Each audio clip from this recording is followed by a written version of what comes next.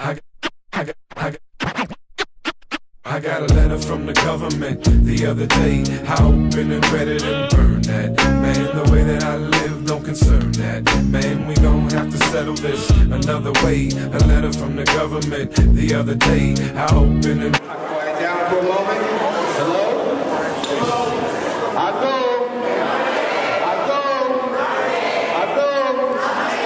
Thank you very much. Okay, my name is Ben Woods. I'm executive board member of the Howard Chapter of Students Against Mass Incarceration. I want to welcome everyone to our National Conference for Students Against Mass Incarceration.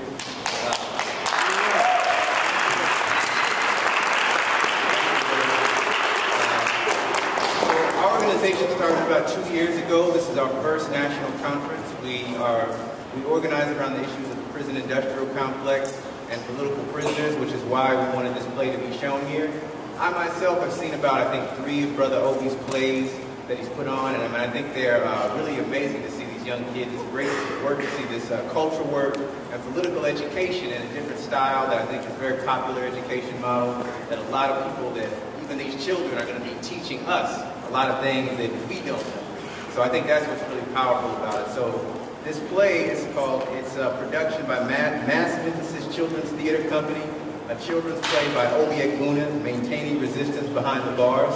And I'm going to have Sister Renee is going to come up and talk more about the particular play and the production company. So I want to call her up, so just give her a right hand.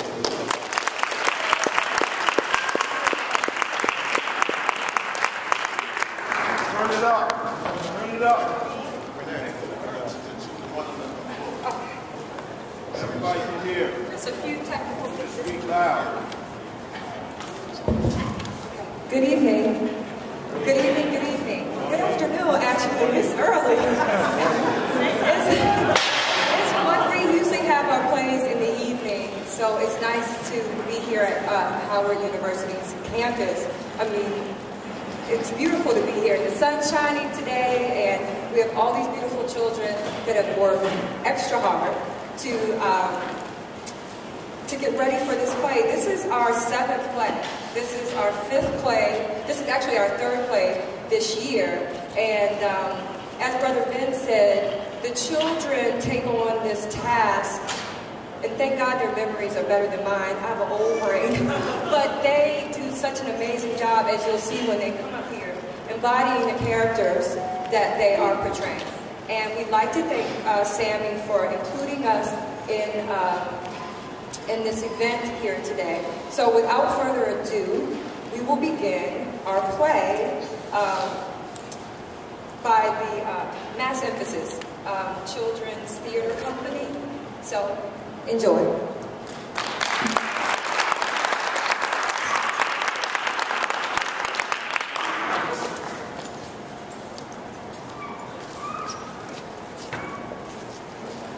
Speak it to the mic. You understand? When it's loud, everybody can hear you. Greetings. My name is Renee Gonzalez. I'm a Cuban patriot who is currently in prison for my loyalty to my country, revolution, and people. I don't have a statement. I'll simply ask you thought-provoking questions. Why are the 5 of us standing here before you today, endangering the United States of America? Who finances and trains Cuban terrorists in Miami? Why do the U.S. authorities who preach to the world about their obligation against terrorism so tolerant of terrorists right here in their backyard? We found the messages the U.S. sending by incarcerating 5 men who expose terrorism, but at the same time, when these individuals involved in these plots walk around in Miami as free as wild animals in the jungle.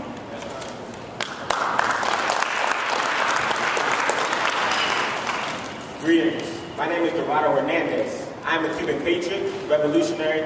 I'm a Cuban patriot and revolutionary who is currently in prison for my loyalty to my country, revolution, and people. I want to begin by thanking our lawyers for representing us with such courage, honor, and to those assisting them because of the political nature of this trial. I just want to say that Cuba has the right to defend itself against all terrorist acts suffered by our country. The former President of the United States, George W. Bush, and the current President, convince the world that hunting down Osama bin Laden and Al-Qaeda represents patriotism to the highest degree. The enemies of Cuba want to see the Cuban Five rot in a U.S. prison cell because you took a stand in the name of the 3,478 Cuban citizens killed in Miami by terrorists in the name of patriotism.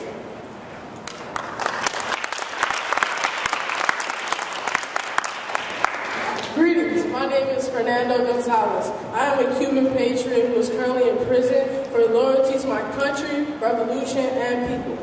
We, the Cuban Five, are moved by a strong sentiment and human society and love for our homeland and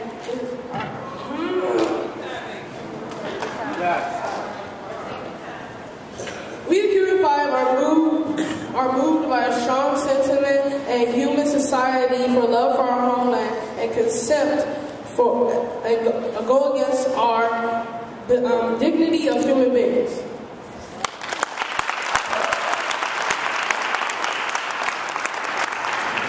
Greetings. My name is Ramon Mabonino. I am a Cuban patriot and revolutionary who is currently in prison for my loyalty to my country, revolution, and people. Our loved ones understand the ideas that guide us, and they will take pride in our sacrifices for humanity and the struggle against terrorism and for the independence of Cuba. As we share a collective experience with you today, we do not just speak for our country, people, and revolution. Our story is a continuation of many other patriot and freedom fighters who are in prison or on trial. Since we have been in prison for the entire 21st century, we have learned their stories through study. These stories will be shared with you today. It will help you understand and appreciate the cause of the Cuban Five. Yeah.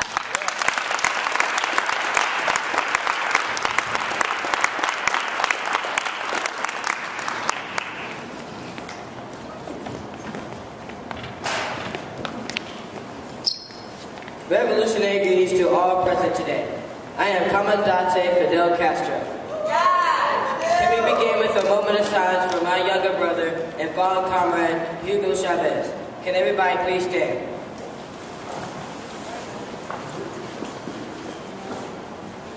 The courage of the Cuban Five takes me back to 1953, as this year marks as the 60th anniversary of the storming of the Moncada barracks, which marked the first guerrilla campaign of our revolution.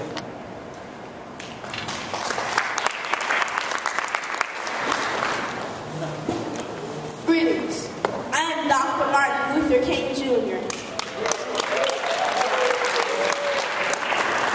As this year marks the 50th anniversary of the March on Washington, I am here to talk about the time I was in prison in Birmingham, or as our sisters and brothers call it, Birmingham, thanks to the racist aggression of Sheriff Bull Connor and his goon squad. That's funny, Dr. King. I was here to talk about the 1 year I served in prison, but was sentenced to 15 years.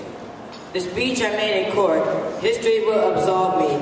Many say it is to the Cuban Revolution, as what your I Have a Dream speech was to the civil and human rights movement in the U.S. By using execution, torture, and imprisonment, Batista attempted to crush our revolutionary spirits.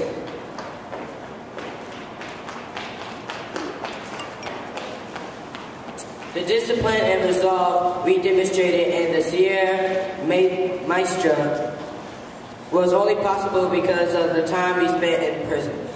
We maintained resistance in the bars.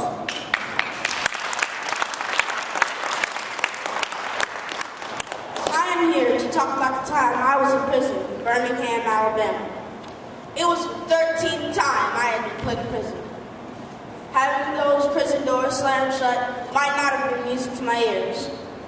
However, I had become used to the experience. It was from behind those bars that I wrote a letter to the world explaining my take on our people's movement. After which, Robert Kennedy gave J. Edgar Hoover green light to tap my phone.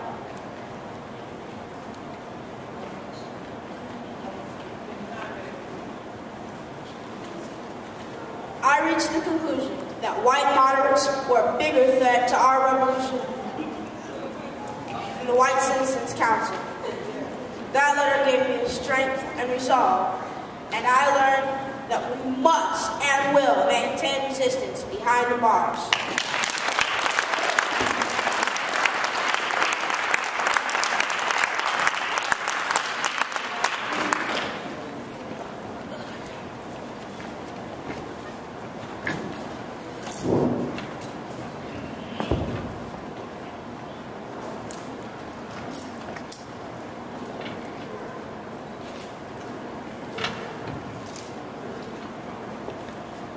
Greetings, sir. Talk loud, talk loud.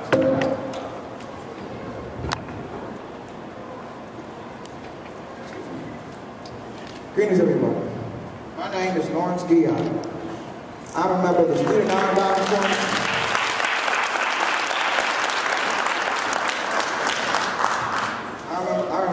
I'm a member of the Student Nonviolent Coordination and the Mississippi Freedom Democratic Party. I recently passed away on November 23rd, 2012. But because our history keeps us alive, I'm still with you today, and I'm sharing an important story with you.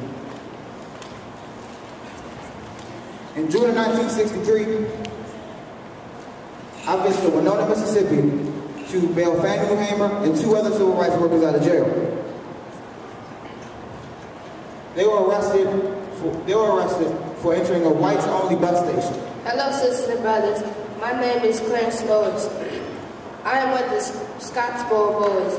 Before I tell that story, I would like to share an important lesson with my people, my children, and everyone for that matter. You should always fight for your rights, even if it costs you your life. And you should always fight for your rights, even if it kills you.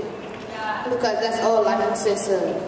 I wouldn't be surprised if you didn't know who the Scottsboro Boys were. After all, we are talking about 1931, before the 1960s.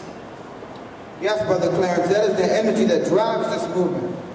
Now, as I was saying, in 1963, I was imprisoned in the famous Mississippi Penitentiary Parchment Farm. And I was beaten within an inch of my life.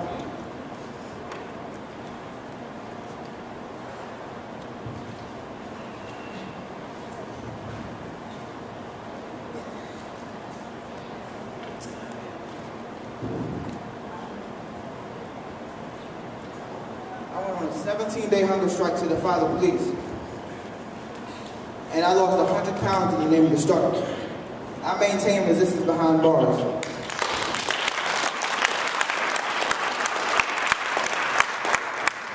In 1931, 9 young men in Alabama were arrested and falsely imprisoned for raping 2 young white women. I was sentenced to electric chair 3 times. I spent most of my time on death row. I started dreaming of my own execution. I even lost a finger to the prison bill. This experience ruined my life. After my release, I left the state of Alabama and used my brother's identity to get work. I got in more trouble, including arrest for gun possession and gambling. In 1976, the governor of Alabama pardoned me and found that I was not guilty. Even though I spent most of my time on death row and with the Supreme Court justice just to get life in prison worked out, it never crushed my spirit. I maintained resistance behind bars.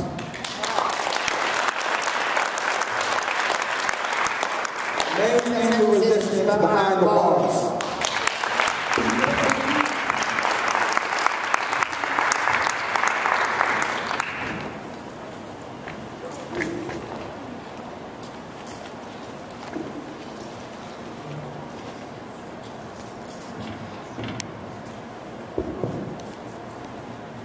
Greetings, sisters and brothers.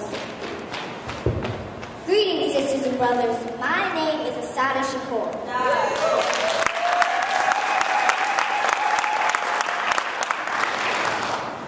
Let me just say that the highlight of my imprisonment was meeting Lolita LeBron. mother of the Puerto Rican revolutionary struggle. As I speak to you today, I represent our liberation struggle inside U.S. borders.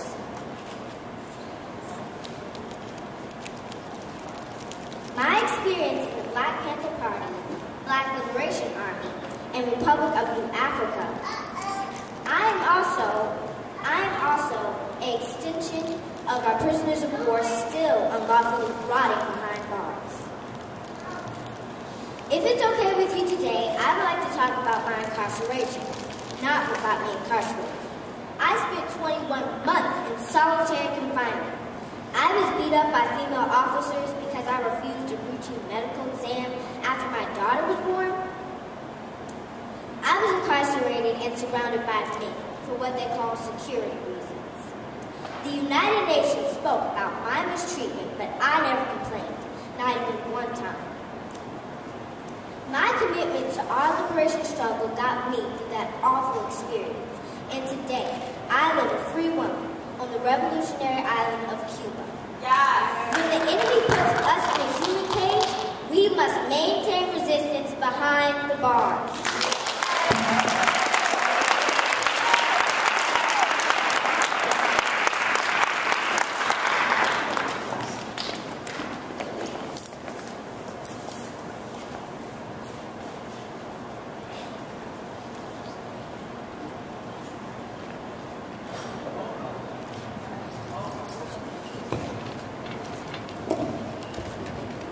Greetings, sisters and brothers.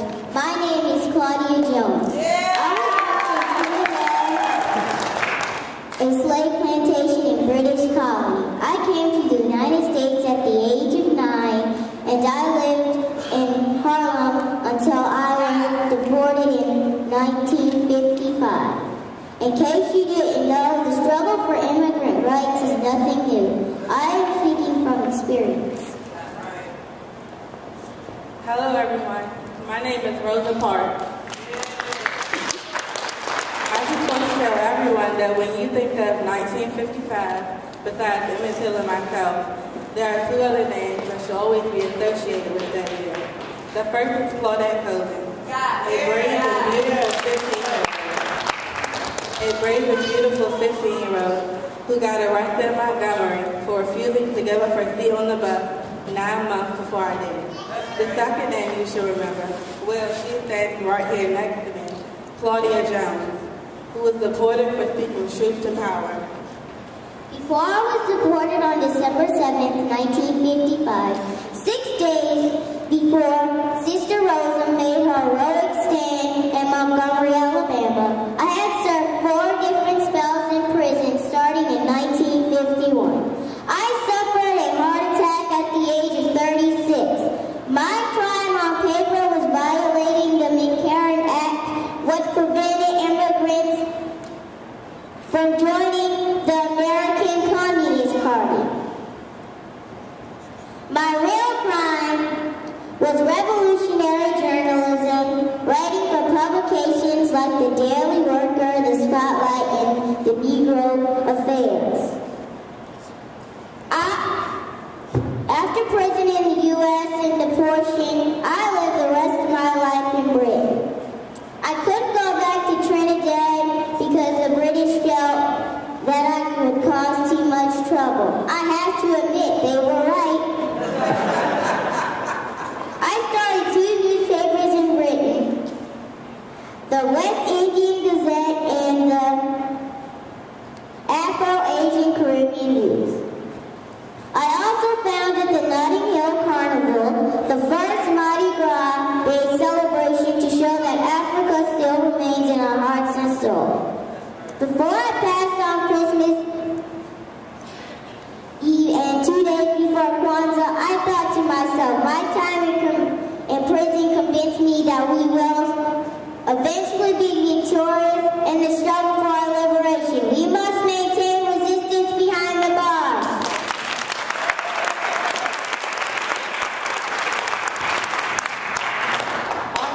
Teaches us that prison and protest go hand in hand.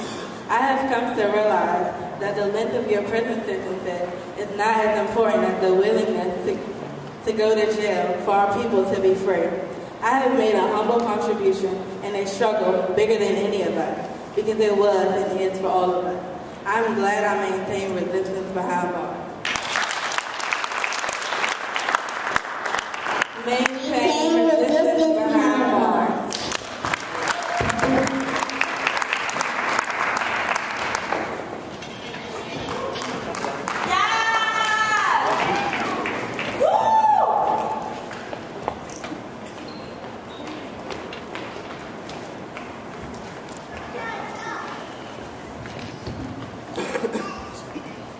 Yesterday was slave ship. Today is the prison cell, which means we are still not free.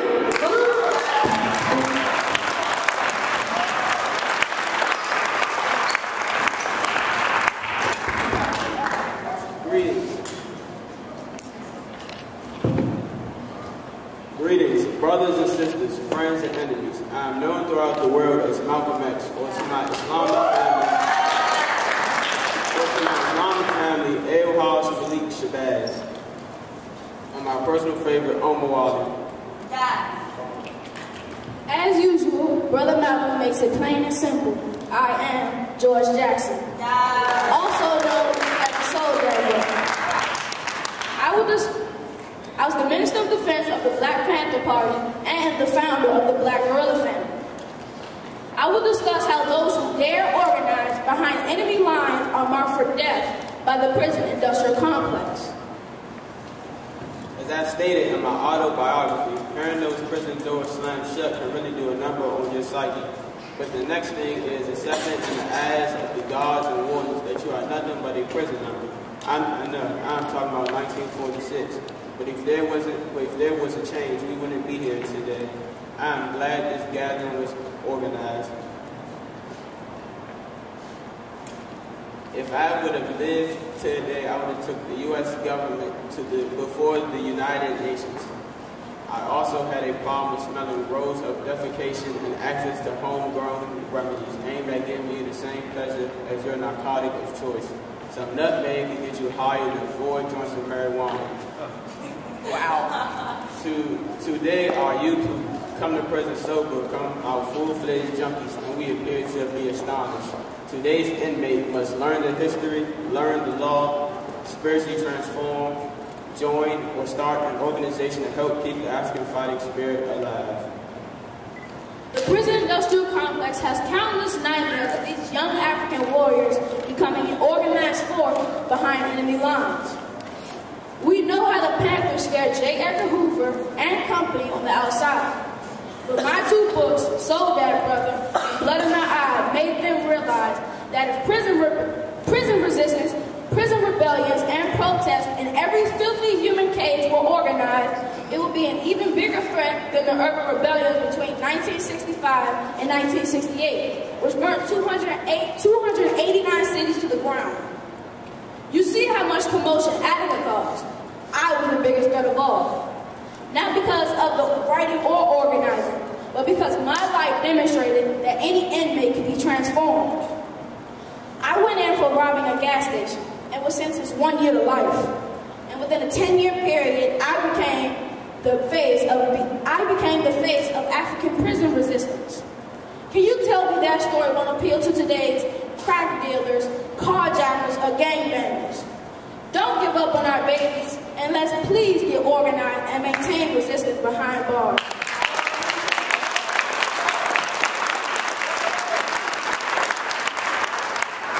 Maintain resistance behind the bars.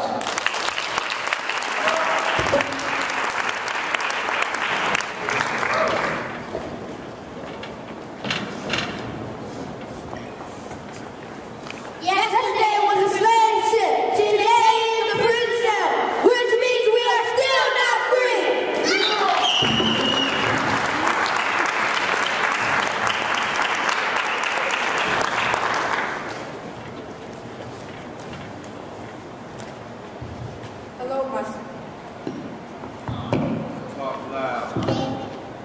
Hello, my sisters and brothers. I am Mumia Abu Jamal. A prisoner of war who refuses to let limited human contact break my African fighting spirit. I will discuss the importance of every African prisoner of war, ensuring that their cases are never isolated from the overall liberation struggle. Hello, brothers and sisters. I am Russell Maroon Schultz. Like my comrade Mumia, I am a prisoner of war who will never give the enemy the satisfaction of believing prison walls and inhumane treatment will force me to turn my back on our liberation struggle. To call my experience on death row an eye-opener would be an understatement. 80% of death row inmates have court-appointed lawyers, which means quality legal representation is a fantasy. I would also like to discuss the school-to-prison pipeline, which is connected to the fact that 7,000 students drop out of school every day. This is one student every 26 seconds. If you don't take my word for it, LeBron James can confirm those statistics, if you want to hear it from someone who isn't considered an extremist. When you see injustice disguised, dressed up, and packaged to look like justice, it automatically makes your blood boil. I was accused of killing Officer Faulkner while I was in hospital. The judge forfeited my right to self-representation. The same judge who, according to the court stenographer's affidavit, was heard saying, "Yeah, I'm gonna help him fry that nigga." I got off of death row in 2011 because of constant daily struggle. The rest of my life is aimed at smashing the prison industrial complex with the same method. Constant daily struggle. On the move. Long live John Africa and free the Move 9. I will maintain resistance behind the bars.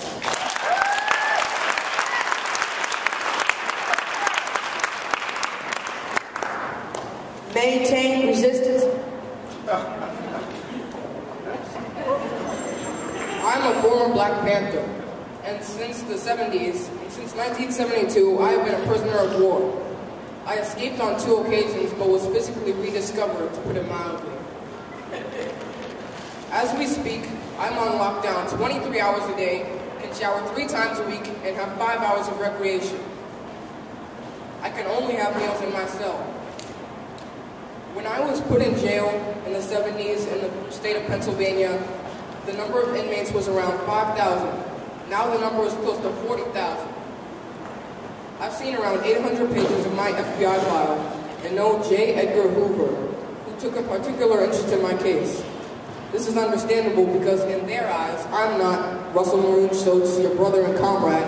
I'm a cop killer who they would love to put to death. In closing, the Honorable Marcus Mosiah Garvey said, "Africa for the Africans, Ireland for the Irish."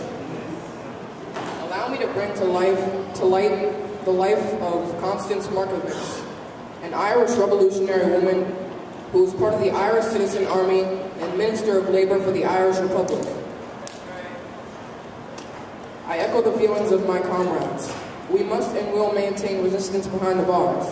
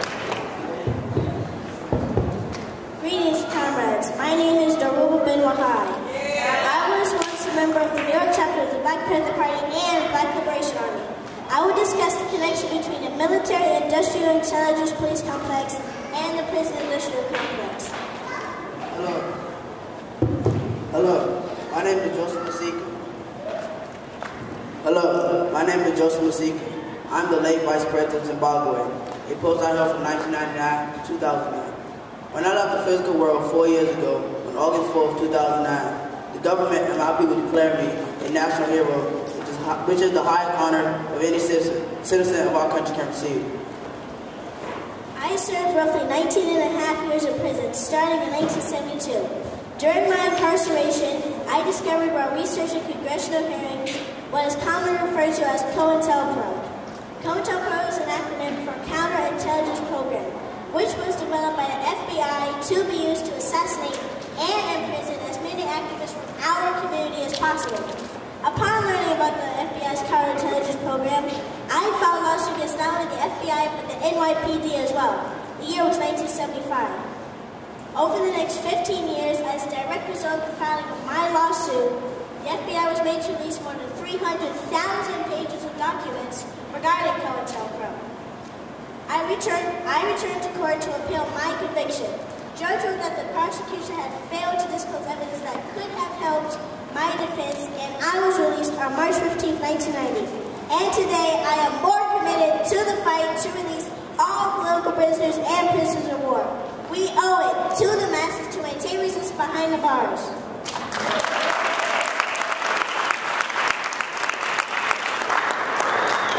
I would like to begin by saying, prison needs to do one of two things. It can either harden your resolve or break your spirit. In my case, I fed off the energy of my comrades, waging guerrilla war, as we say in the bush. My prison time began in 1959 in 3 prisons: Kwame Maximum Security, Salukwe, and Marandela Prison. In 1964, I was sent to Ghana Prison Restriction Camp. I have to mention my fellow comrade, Maurice Nagambu, who like myself spent 20 years in prison due to his involvement in our liberation struggle. What makes our revolution war so special is that all of our key leaderships were legally present at one point or another.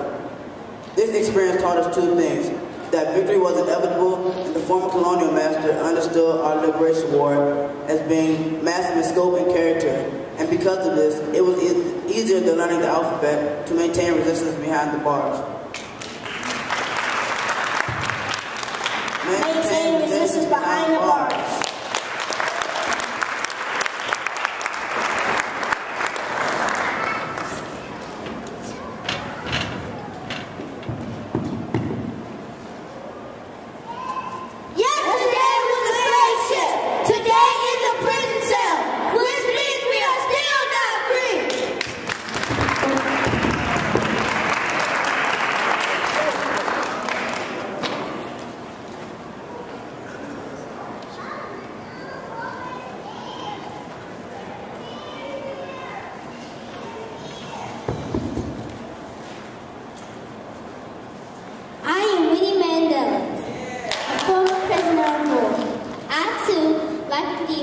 am humbled to be here to weigh on an issue that concerns all of Mother Africa's children at home and abroad. The historical record shows how hard I worked for the release of my ex-husband standing right next to me. As much as I loved him, I always loved the struggle and people a little bit more because they made us who we are. The apartheid regime knew his incarceration did not break my spirit. Instead, it made me more determined to free our people. So what they decided to do in 1969 was incarcerate me for 14 months in solitary confinement. They thought to themselves, caging this big mouth woman like an animal will shut her up once and for all. As we know now, they were dead wrong. We have a long way to go before we are truly free in every sense of the word. But the first step was to maintain resistance behind the walls.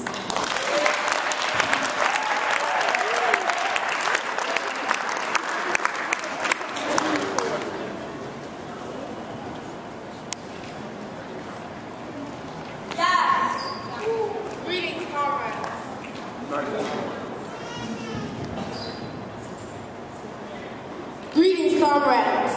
My name is Steve Biko. I'm founding the South African Student Organization and the Black Consciousness Movement of Azania.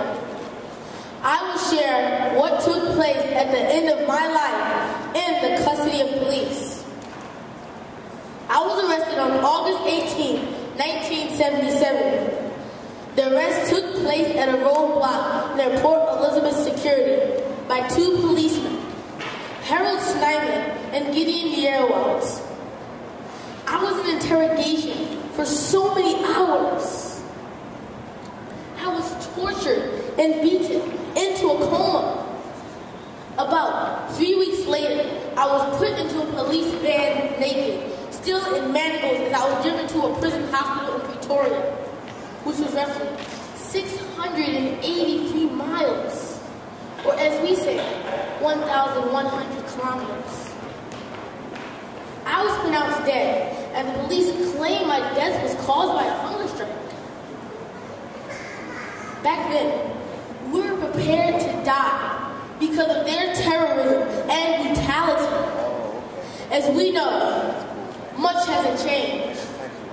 So I beg of you to please remember me as a comrade who maintained resistance behind bars.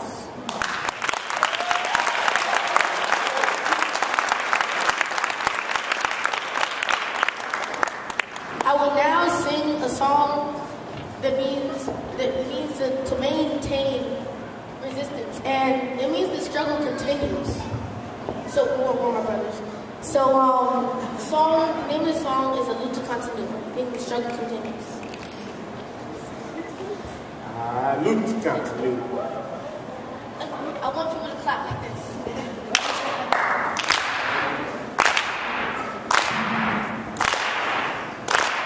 I'll need to continue. I'll need to continue. I'll continue. In Haiti, I'll need to continue. I'll need to continue. I'll continue. In Jamaica, I'll need to continue. I'll need to continue. I'll continue. And in Cuba, I'll need to continue. I'll need to continue. I'll continue. In Africa, I'll need to continue. I'll need to continue. I'll continue.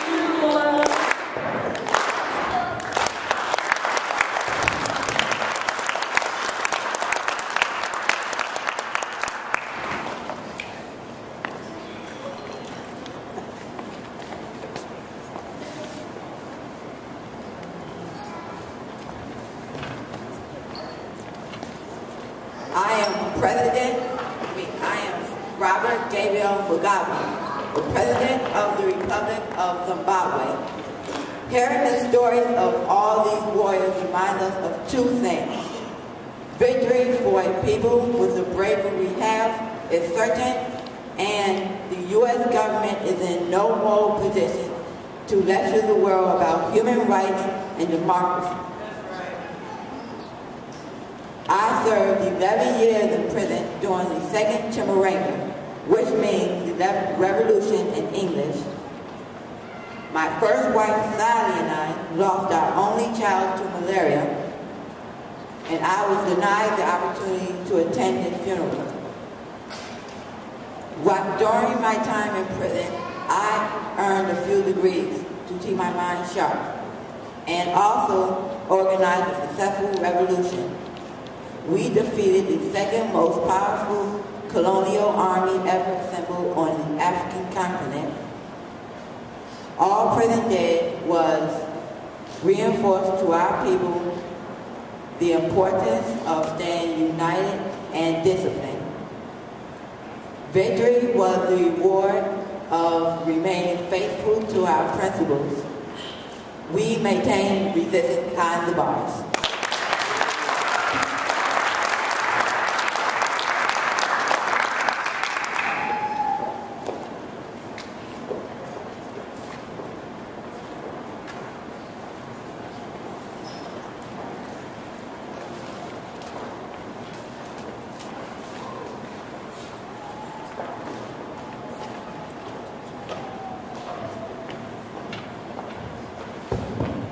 I am Leonard Peltier.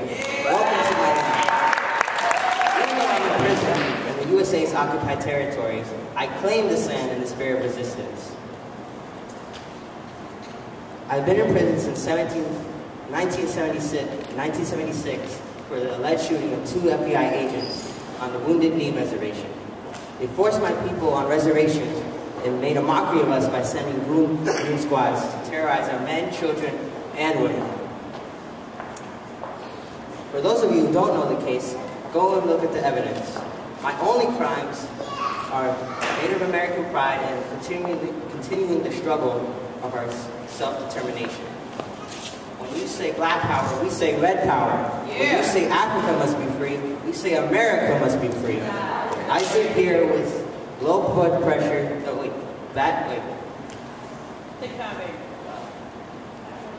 bad heart condition, diabetes, and low blood pressure. But I maintain resistance behind the bars.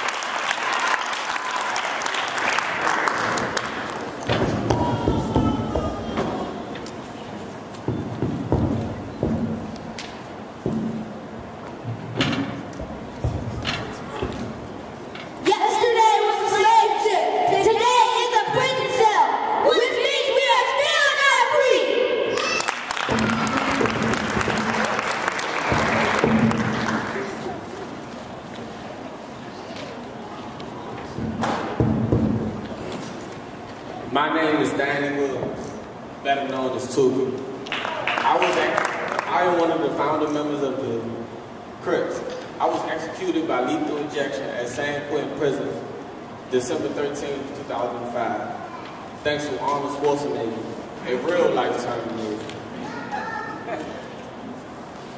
I will share my last words on this planet with you, and that is my lack of fear of this barbaric mythology of death. I relied upon faith that was pure faith predicated on my redemption. So therefore I will stand strong and continue to tell you, your audience, and the world that I am innocent. That's how I would like to be remembered. I maintain resistance behind bars.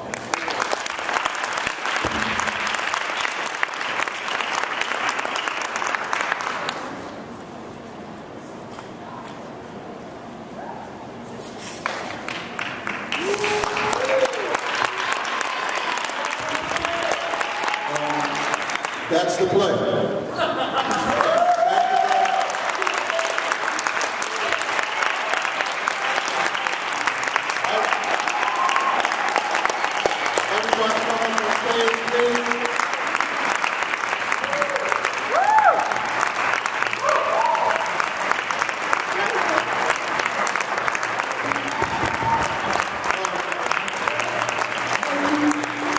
We've done this a while now, so you know the routine. Take a bow for the people.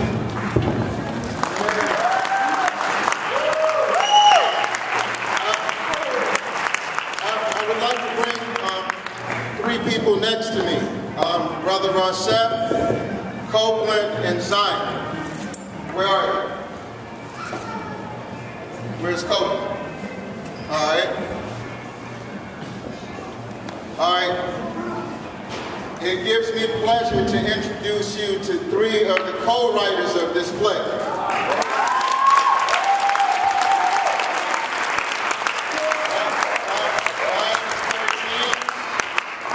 Copeland is 13, Rossef is 11.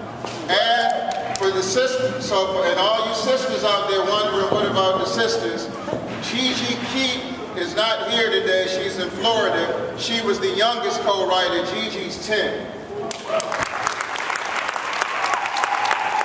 And real quickly, because Dr. Swan said that the food was a little late, so we're about to end. But I just wanted to say, too often, when we take a look at our struggle,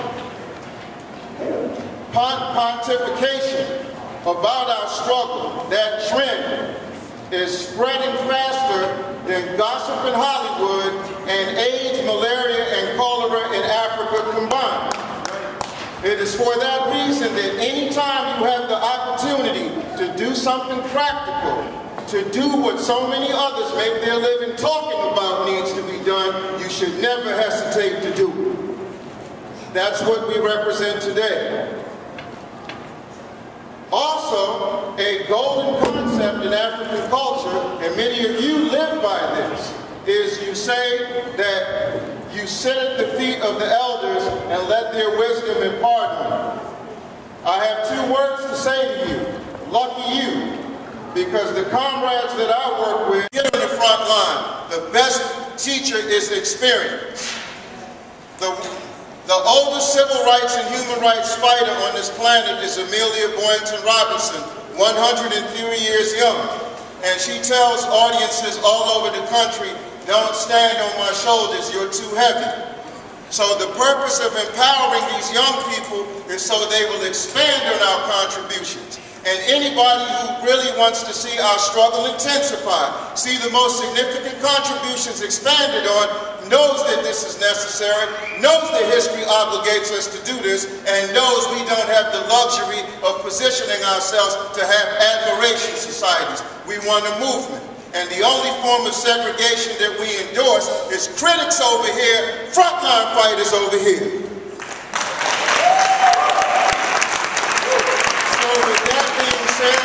We are so humble that SAMI considered our play, and we sincerely hope that our contribution met your satisfaction. Today, we defeat the prison industrial complex. Today, we defeat the military industrial intelligence complex. Tomorrow, one unified African people, one unified socialist Africa. Long live SAMI, long live mass emphasis, long live our genuine resistance. Thank you.